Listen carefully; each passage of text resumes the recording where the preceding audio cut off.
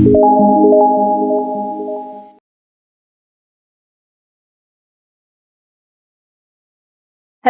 I am doctor Mohini चिखलंडे.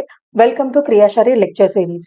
आजच्या लेक्चरमध्ये आपण मल हा जो टॉपिक आहे, क्रियाशारीर पेपर 2 मध्ये येणारा हा जो टॉपिक आहे त्याबद्दल आज आपण अभ्यास करणार आहोत. जसं आपल्याला माहिती आहे, क्रियाशारीर हा जो विषय आहे हा दोष, धातू आणि मलांवर अवलंबून आहे. तर त्यातले आपण दोष, मग त्यातले त्रिदोष बघितले, मग दोषांची प्रकृती बघितली, त्याच्यानंतर सप्तधातू बघितले, धातूंची निर्मिती बघितली. तर तिसरा जो फॅक्टर राहतो तो म्हणजे मल. तर हा जो टॉपिक आहे हा ऑब्व्हियसली एक्झाम मध्ये MCQ, SAQ आणि LAQ साठी इम्पॉर्टंट आहे, कारण तीनही प्रकारचे प्रश्न या टॉपिकवर विचारले जाऊ शकतात. तर मल म्हणजे काय, निरुक्ती काय सांगितलेली आहे मलाची? किट्टम असार भाग. जेव्हा आपण आहार पचन किंवा अवस्था पाक बघत होतो त्यावेळी आपण सार किट्ट विभाजन हा एक टॉपिक बघितला होता. तर किट्ट म्हणजे काय सांगितलेलं आहे? असार भाग म्हणजे शरीरातला जो चौथा उरलेला आहे, जे काही युजफुल प्रोडक्ट आहे किंवा युजफुल कंटेंट आहे ते शरीरामध्ये ऍब्सॉर्ब केलं जाणार आहे, आणि जे अनयुजफुल आहे, वेस्ट प्रोडक्ट आहे, ते शरीरातून बाहेर फेकलं जाणार आहे. तर असार भाग म्हणजे काय, तर अनयुजफुल किंवा जे काही वेस्ट प्रोडक्ट आहे त्याला आपण असार भाग असं म्हणणार आहोत. दुसरा एक रेफरन्स येतो मलाशी संदर्भात, मलिनीकरणात मलहा. मलिनीकरण म्हणजे काय? शरीराला मलिन करणारे, शरीराला अस्वच्छ असं करणारे जे काही शरीर घटक आहेत, द्रव्य आहेत, त्यांना मल म्हणतात. म्हणजे शरीरामध्ये दुष्टी निर्माण करणारे किंवा शरीराला अस्वच्छ करणारे असे शारीर घटकाला मल असं म्हणायला सांगितलेलं आहे. किंवा दुसरा रेफरन्स येतो मृज्यते शोध्यते इति मलहा. म्हणजे ज्यांच्यामुळे शरीर स्वच्छ होतं त्यांना मल असं म्हटलं जातं. त्यात एक कॉन्ट्राडिक्टरी वाटतं आपल्याला, की जे शरीराला अस्वच्छ करतात त्यांना देखील मल म्हणायचं, आणि ज्यांच्यामुळे शरीर स्वच्छ होतं त्यांना देखील मल म्हणायचं. तर इथे काय आहे, ज्यांच्यामुळे शरीर अस्वच्छ होतं म्हणजेच काय, पुरुष, मूत्र, स्वेद हे जे काही आहेत, की जे शरीरामध्ये जर साठून राहिले तर डेफिनेटली ते शरीराला नुकसान पोहोचवणार आहेत किंवा शरीराचं नुकसान होणार आहे. त्यामुळे त्यांना मल म्हटलेलं आहे. जे शरीर मलिन करतात, मलिनीकरणात मलहा, जे शरीराला मलिन करतात, अस्वच्छ करतात, खराब करतात, त्यांना आपण मल म्हणतो. पण ज्यांच्यामुळे शरीर स्वच्छ होतं म्हणजेच काय, तर असे काही शरीरातले घटक द्रव्य की जे शरीरातलं अनयुजफुल प्रोडक्ट सगळं एकत्र येऊन ते शरीरातून बाहेर निघून जातात. त्यामुळे काय होणार आहे, तर ऑब्व्हियसली शरीरामध्ये चांगल्या गोष्टी राहणार आहेत, आणि हे जे काही वेस्ट प्रोडक्ट आहे हे शरीरातून बाहेर निघून जाणार आहे. म्हणजेच काय, तर यांच्या कार्यामुळे शरीर हे स्वच्छ राहणार आहे, म्हणून त्यांना मल असं म्हटलेलं आहे. म्हणजे ज्यांच्यामुळे शरीर स्वच्छ राहतं. कारण ते शरीरातलं जे काही टाकाऊ भाग आहे, जो काही असार भाग आहे, तो शरीरातून बाहेर काढून टाकण्यासाठी त्यांचे प्रयत्न सुरू असतात. म्हणून ज्यांच्यामुळे शरीर स्वच्छ होतं त्यांना देखील मल म्हणायचंय, आणि जे शरीराला मलिन करतात त्यांना देखील मल म्हटलेलं आहे. मलाचा पर्याय काय सांगितलेला आहे? किट्ट, म्हणजेच असार भाग असा. तर मलासाठी पर्याय दिलेला आहे किट्ट. मलाचे प्रकार किती आहेत? बेसिक 2 प्रकार सांगितलेले आहेत, अन्नमल आणि धातुमल. अन्नमलालाच आहारमल असं देखील म्हटलेलं आहे. तर 2 प्रकार मलाचे आहेत, अन्नमल आणि धातुमल. पहिला रेफरन्स येतो मलाशी संदर्भात चरक संहिता चिकित्सा स्थान अध्याय 15, ग्रहणी चिकित्सा जो अध्याय आहे त्याच्यामध्ये आपल्याला या मलांची संदर्भात एक रेफरन्स मिळतो, किट्टम अन्नस्य विणमूत्र. म्हणजे किट्ट म्हणजे मल, अन्न म्हणजे अन्नाचा मल. अन्नाचे मल कोणते सांगितलेले आहेत? विट आणि मूत्र. विण, मूत्र याच्यामध्ये जर आपण संधी विग्रह केला तर विट आणि मूत्र. विट म्हणजे काय? पुरीश, स्टूल किंवा फिसेस, आणि मूत्र म्हणजे युरिन. तर हे झाले अन्नमल. आणि दुसरा जो मलाचा प्रकार आहे तो म्हणजे धातुमल. तर जे 7 धातू आहेत त्यांच्याबद्दल आपल्याला आता डिस्कस करायचंय. रसस्य तू कफ, म्हणजे रस धातूचा मल सांगितलेला आहे कफ. अश्रुजाह पित्तम, रक्ताचा मल सांगितलेला आहे पित्त. मांसस्य खमलः, मांस धातूचा मल काय सांगितलेला आहे? खमल. म्हणजे जिथे जिथे शरीरामध्ये पोकळी आहे त्यांच्यामध्ये जे काही मलाची निर्मिती होणार आहे ते मांस धातूचा मल सांगितलेला आहे. मलाहा स्वेदस्तु मेदसाह, आणि मेद धातूचा मल काय सांगितलेला आहे? स्वेद. स्यात किट्टम केश लोम अस्त्न, आणि अस्थि धातूचा किट्ट म्हणजे अस्थि धातूचा मल काय सांगितलेला आहे? केश आणि लोम. हे अस्थि धातूचा मल आहे. मज्जा हा स्नेहो अक्षी विट त्वचा, आणि मज्जा धातूचा मल सांगितलेला आहे. स्नेह, अक्षी आणि विट त्वचा, म्हणजे अक्षी म्हणजे डोळे, विट म्हणजे पुरुष, स्टूल, त्वचा म्हणजे स्किन, या तिन्हींच्या ठिकाणी असणारा जो स्निग्ध अंश आहे, जो काही स्निग्धता आहे, तो म्हणजे मज्जा धातूचा मल सांगितलेला आहे. तर हे आपल्याला लक्षात ठेवायचे. मलाचे दोन प्रकार आहेत, अन्नमल आणि धातुमल. अन्नमल दोन सांगितलेले आहेत, विट आणि मूत्र. रसाचा आणि मग नंतर सुरू होतं धातुमल. रसाचा मल कफ, रक्त धातूचा मल पित्त, मांस धातूचा मल खमल, म्हणजे जिथे जिथे शरीरामध्ये पोकळी आहे तिथे निर्माण होणारा जो काही मल आहे तो खमल. मेद धातूचा मल स्वेद सांगितलेला आहे. अस्थि धातूचा मल जो आहे तो केश आणि लोम सांगितलेला आहे. आणि मज्जा धातूचा मल जो आहे तो अक्षी विट त्वचा, म्हणजेच डोळे, विट म्हणजे पुरुष आणि त्वचा या ठिकाणी असणारा जो काही स्निग्ध अंश आहे तो मज्जा धातूचा मल असा सांगितलेला आहे. हा रेफरन्स आहे चरक संहितेतला. दुसरा एक रेफरन्स आपल्याला बघायला मिळतो मलाशी संदर्भात, तो अष्टांग हृदय शारीरस्थान अध्याय 3 मध्ये.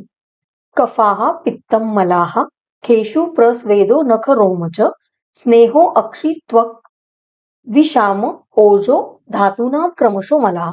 इथे फक्त धातू मलांबद्दल सांगितलेलं आहे. अष्टांग हृदय या संहितेमध्ये आपल्याला जेव्हा मलांचा रेफरन्स मिळतो तिथे फक्त धातू मलांबद्दल उल्लेख आहे. चरक संहितेतल्या रेफरन्समध्ये अन्नमल आणि धातुमल दोन्ही बद्दल सांगितलेलं आहे. तर इथे काय आपल्याला सिक्वेन्स लक्षात ठेवायचे, रस, रक्त, मांस, मेद, अस्थि, मज्जा, शुक्र.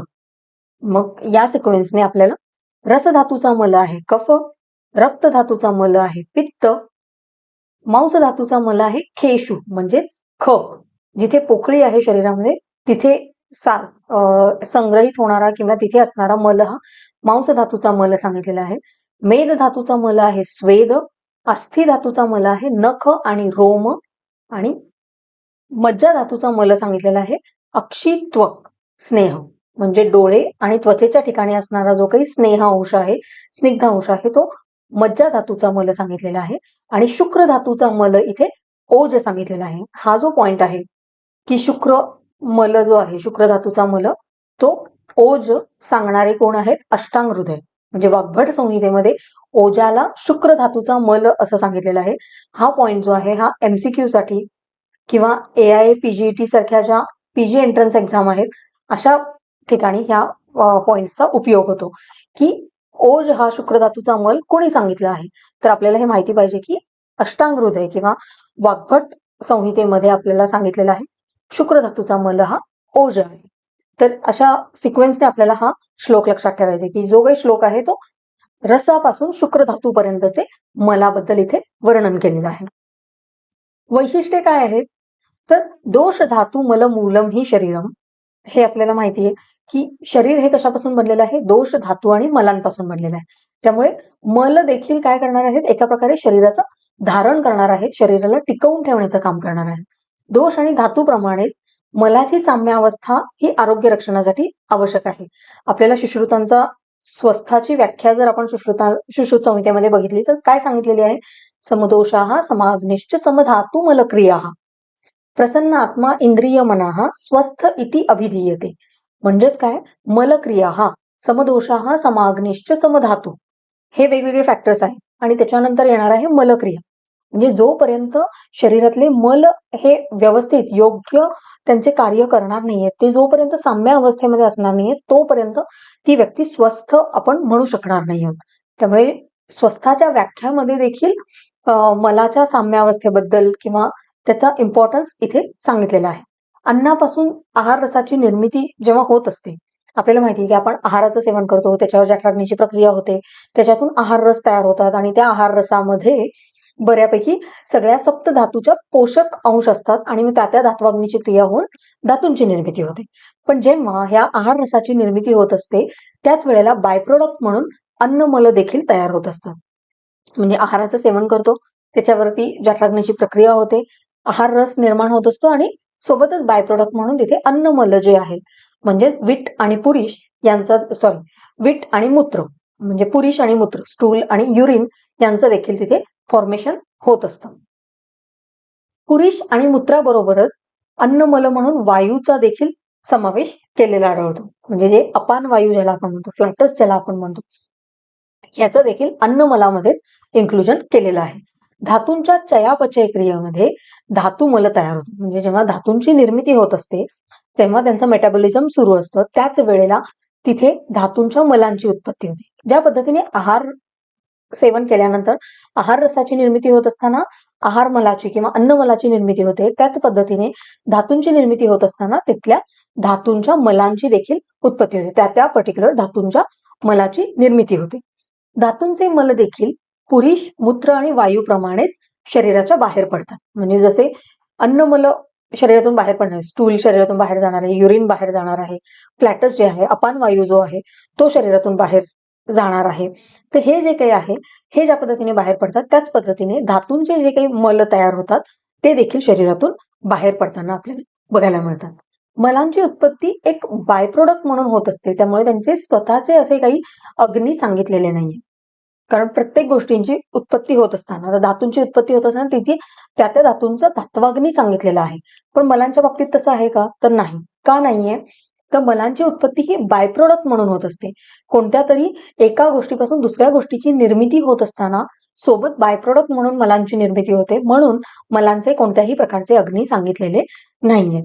दोषांची उत्पत्ती देखील मल स्वरूपामध्ये होत असते. कारण आपल्याला माहिती आहे, जसं आपण बघितलं की रस धातूचा मल कफ सांगितलेला आहे, रक्त धातूचा मल पित्त सांगितलेला आहे. तर हे जे काही दोष इथे तयार होणार आहेत धातूंच्या मलांपासून, तर हे जे दोष आहेत यांना आपण वैकृत दोष म्हणणार आहोत. जे शरीरामध्ये जन्मापासून जे काही दोष आहेत त्यांना आपण प्राकृत दोष म्हणतो. जे प्रकृती निर्मितीसाठी कारणीभूत असतात आणि ज्यांचं प्रमाण कधीही बदलत नाही. पण हे जे धातूंच्या निर्मितीमध्ये निर्माण होणारे मल स्वरूपातले दोष आहेत त्यांना आपण वैकृत दोष म्हणतो आणि यांचं प्रमाण हे बदलत असतं. कधी यांचा वृद्धी होते, कधी क्षय होतो आणि त्यानुसार आपल्याला तशी त्या दोषांची चिकित्सा करावी लागते. जेव्हा आपण या दोषांची चिकित्सा करतो तेव्हा ते वैकृत दोष म्हणजे मल स्वरूपामध्ये तयार झालेले दोष असतात त्यांचीच आपण चिकित्सा करतो. प्राकृत दोषांची चिकित्सा आपण करत नाही, कारण प्राकृत दोषांचं प्रमाण हे कधीही बदलत नाही. म्हणजे गर्भधारणेच्या वेळेस, गर्भनिर्मितीच्या वेळेस जे दोषांचं प्रमाण असतं त्याच प्रमाणामध्ये ते प्राकृत दोष शेवटपर्यंत राहतात. पण जे आपण डिस्कस करत असतो की वातदोषाची वृद्धी झाली, वातदोषाचा क्षय झाला, तर हे कोणत्या दोषाबद्दल आपण बोलत असतो तर ते वैकृत दोषांबद्दल. जेव्हा धातूंची निर्मिती होत असते तर तिथे निर्मिती होत असताना धातूंच्या मलांची पण निर्मिती होत असते आणि हे जे मल आहेत हे वैकृत दोषामध्ये कन्सिडर केले जातात आणि आपण जी चिकित्सा करतो ती या वैकृत दोषांची चिकित्सा करतो. हे आपल्याला इथे लक्षात ठेवायचं आहे. तर अन्नमल किंवा आहार मलातला पहिला जो मल आहे तो म्हणजे पुरीश किंवा स्टूल, विट ज्याला आपण म्हणतो, त्याबद्दल आपण आता अभ्यास करणार आहोत. व्याख्या काय सांगितलेली आहे पुरुषाची? तर अन्न पचनामध्ये निर्माण होणारा घनमल म्हणजेच पुरीश. जे जेव्हा आहाराचं पचन होतं, ज्या आहार सेवन करतो त्याच्यावर जठराग्नीची प्रक्रिया होते, आहार रसाची निर्मिती होते आणि बाय प्रोडक्ट म्हणून जेव्हा अन्नमलाची निर्मिती होते तर त्यातला जो घन पार्ट आहे, सॉलिड पार्ट आहे, त्याला आपण पुरीश म्हणतो किंवा फिसेस, स्टूल ज्याला आपण म्हणतो. आणि या पुरुषाचे पर्याय काय सांगितलेले आहेत? शकृत, उपवेशन, विटू, गुथा आणि वर्चस हे याचे पर्याय सांगितलेले आहेत. हे जे पर्याय आहेत हे एमसीक्यू साठी इम्पॉर्टंट आहेत. AIPGT सारख्या ज्या PG एंट्रन्स एक्झाम आहेत तिथे असे प्रश्न विचारले जातात की खालीलपैकी पुरुषाचे पर्याय कोणते, किंवा खालीलपैकी पुरुषाचा पर्याय कोणता आहे? शकृत, उपवेशन, गुथा, ऑल ऑफ द अबव. तर आपल्याला हे माहिती पाहिजे की शकृत, उपवेशन, गुथा, वर्चस, विटू हे सगळे पुरुषाचे पर्याय सांगितलेले आहेत. पंचभौतिक संघटन काय आहे? कोणत्या महाभूताचं आधिक्य सांगितलेलं आहे पुरुषामध्ये? तर पुरुषम पार्थिवम म्हणजे पृथ्वी महाभूताचं आधिक्य हे पुरुषामध्ये सांगितलं, त्यामुळेच त्याला एक घन स्वरूप प्राप्त झालेलं आहे. रस काय आहे? तर कटू रसात्मक असा पुरुष सांगितलेला आहे. स्वरूप पर्टिक्युलर शरीरामध्ये कोणत्या दोषाचं आधिक्य आहे त्यानुसार पुरुषाचं स्वरूप हे बदलणार आहे. जर शरीरामध्ये वात दोषाचं आधिक्य असेल तर कठीण पुरुष होणार आहे. कठीण म्हणजे काय?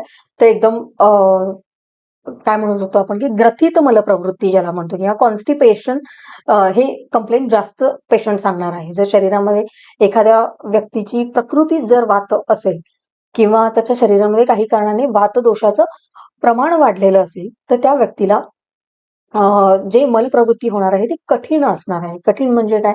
ते एकतर अशी अ, ग्रथित म्हणजे ज्याला आपण काय म्हणू शकतो की एकदम हार्ड स्टूल अशी होणार आहे किंवा खूप कॉन्स्टिपेशन आहे अशी कंप्लेंट पेशंट आपल्याला सांगणार आहे. जर शरीरामध्ये पित्त दोषाचं आधिक्य असेल तर द्रव पुरुष होणार आहे. कारण पित्ताचा गुण सांगितलेला आहे. द्रवम सस्नेह तीक्ष्ण उष्णम. तर द्रव गुणामुळे पुरुष कसा असणार आहे? तर द्रव असणार आहे. म्हणजे लूज स्टूल ज्याला आपण म्हणतो ते पित्त दोषाचं आधिक्य जर शरीरामध्ये असेल तर अशा पद्धतीचा आपल्याला पुरुष बघायला मिळणार आहे. जर शरीरामध्ये कफ दोषाचं आधिक्य असेल तर मात्र पुरुषाचं स्वरूप कसं असेल? मृदू आणि बांधीव.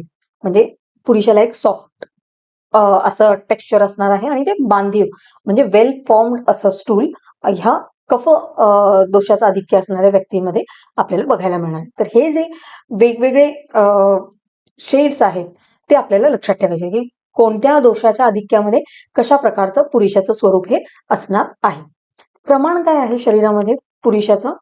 तर सप्तपुरुषस्य म्हणजे 7 अंजली हे पुरुषाचं प्रमाण सांगितलेलं आहे. हा पॉइंट देखील एमसीक्यू साठी इम्पॉर्टंट आहे. पुरुषाचं प्रमाण हे 7 सांगितलेलं आहे.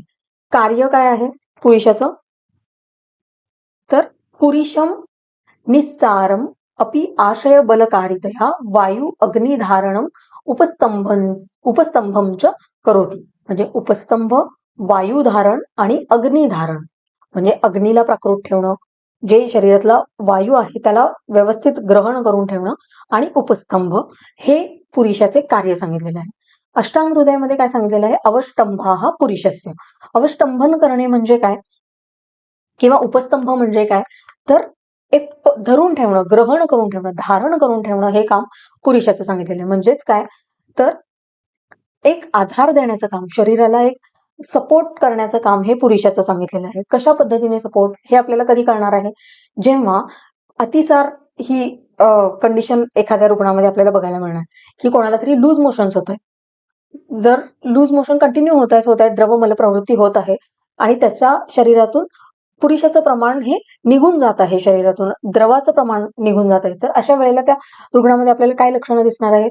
एक तर तो खूप वीक झालेला, दुर्बल झालेला दिसणार आहे. त्याला मूर्छा म्हणजे डिझीनेस वाटणार आहे. डिहायड्रेटेड अशी त्याची स्किन होणार आहे. तर ह्या ज्या काही गोष्टी आहेत ह्या का दिसणार आहेत? तर त्याच्या शरीरातलं जे काही पुरुष आहे ते निघून जाणार आहे. यावरून आपल्याला कळणार आहे की पुरुषाचं कार्य काय आहे? शरीराला टिकवून ठेवणं, धारण करणं, शरीराला आधार देण्याचं काम हे पुरुषाचं सांगितलेलं आहे. त्यामुळे पुरुषाचं स्वरूप जेव्हा बदलून त्याच्यामध्ये काही विकृती होते तेव्हा शरीरामधलं जे काही अवष्टंभ पुरुषाचं कार्य सांगितलेलं आहे ते न झाल्यामुळे आपल्याला रुग्णामध्ये ही लक्षणं बघायला मिळतात की रुग्ण एकदम वीक झालेला आहे, दुर्बल झालेला आहे, त्याचे स्किन पूर्ण डिहायड्रेट झालेली आहे, त्याला मूर्छा येत आहे. मूर्छा म्हणजे काय? तर डिझीनेस किंवा चक्कर येत आहे, पूर्ण तोंडामध्ये कोरडेपणा आलेला आहे. तर ही जी काही लक्षणं आहेत हे त्या व्यक्तीच्या शरीरातलं पुरुष निघून जात असल्याने, द्रवमल प्रवृत्ती कंटिन्यू होत असल्या कारणाने जे पुरुषाचं अवष्टंभन, उपस्तंभ हे जे काही कार्य सांगितलेलं आहे की शरीराला धरून ठेवण्याचं काम, आधार देण्याचं काम जे काही आहे ते इथे द्रवमल प्रवृत्ती जर होत असेल तर होणार नाहीये. तर हे आहे पुरुषाचं महत्वाचं कार्य की शरीर टिकवून ठेवणं किंवा अवष्टंभन करणं. काही कारणाने जर या पुरुषाच्या प्रमाणामध्ये वृद्धी झाली, पुरुष वृद्धी झाली तर काय लक्षणं दिसणार आहेत? शरीरामध्ये जर पुरुषाचं प्रमाण वाढलं तर काय होणार आहे? कुक्षौ आत्मान आटोपम गौरवम वेदनाम शकृत. म्हणजे कुक्षीच्या ठिकाणी, ऍब्डॉमिनच्या ठिकाणी काय होणार आहे? आत्मान म्हणजे एकदम पोट गच्च झाल्यासारखं वाटणार आहे. आटोप म्हणजे काहीतरी टोचल्यासारख्या वेदना होणार आहेत. म्हणजे सुईने काहीतरी कोणीतरी टोचत आहे कंटिन्युअसली, अशा प्रिकिंग पेन ज्याला आपण म्हणतो अशा वेदना कोष्ठामध्ये किंवा ऍब्डॉमिन मध्ये होणार आहेत. गौरवम शरीरामध्ये एक गुरुता येणार आहे, आळस येणार आहे किंवा शरीर एकदम आळशी झाल्यासारखं असं वाटणार आहे. आणि वेदना म्हणजे अति जास्त प्रमाणात कुक्षीमध्ये वेदना होणार आहेत, ऍब्डॉमिन मध्ये पेन होणार आहे जर पुरुषाचं प्रमाण शरीरामध्ये वाढलं तर. पण हेच जर प्रमाण शरीरामध्ये कमी झालं, पुरुष क्षय झाला तर काय लक्षणं दिसणार आहेत? पुरुष क्षय हृदय पार्श्वपीडा म्हणजे हृदयाच्या ठिकाणी, पार्श्व म्हणजे फ्लँक्स जे आहेत या ठिकाणी वेदना होणार आहे. सशब्दस्य च वायु ऊर्ध्वगमनम कुक्षौ संचरणम च. आणि शरीरामध्ये वायूचं प्रमाण वाढल्यामुळे जेव्हा ते वायू शरीरातून बाहेर पडणार आहे तेव्हा तो आवाज करत बाहेर पडणार आहे, म्हणजे फार्टिंग ज्याला आपण म्हणतो ते होणार आहे, किंवा पोटामध्ये गुडगुड असा आवाज होणार आहे.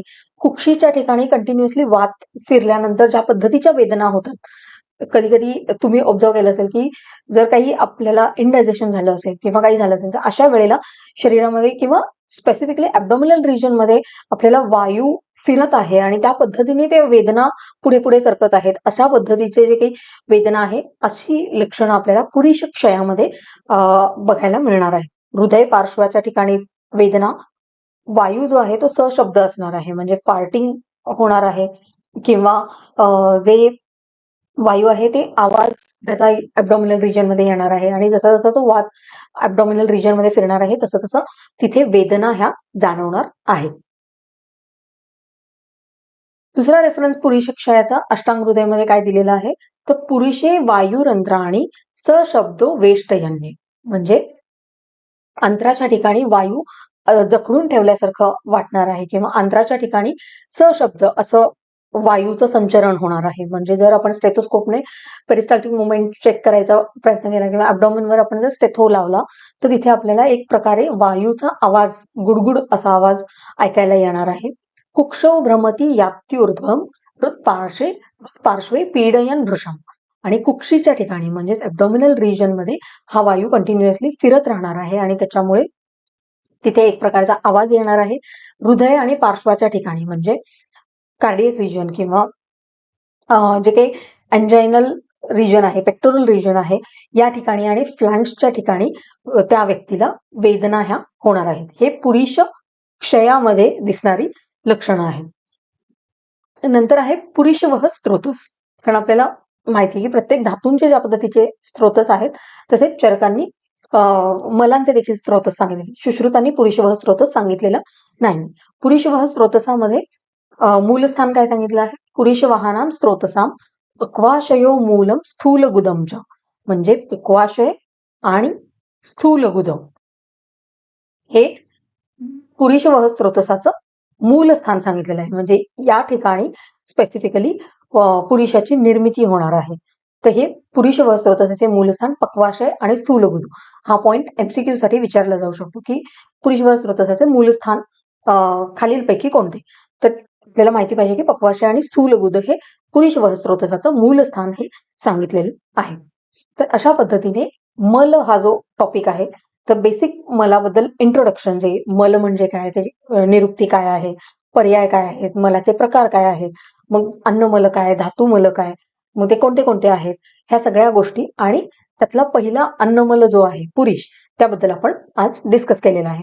या टॉपिकवर जसं आपण थ्रूआउट द लेक्चर डिस्कस केलं की एमसीक्यू कुठे कुठे विचारले जाऊ शकतात किंवा एसएक्यू येऊ शकतो की मलाची व्याख्या वर्णन करून मलाचे प्रकार वर्णन करा. तर याच्यामध्ये तुम्हाला मलाची व्याख्या जे काही आहे, मलिनीकरणात मलाहा किंवा मृजती शोध्यते इति मलाहा, हे व्याख्या वर्णन सांगून त्यांचं एक्सप्लेनेशन देऊन पुढे मलांचे प्रकार 2 आहेत, अन्नमल, धातुमल.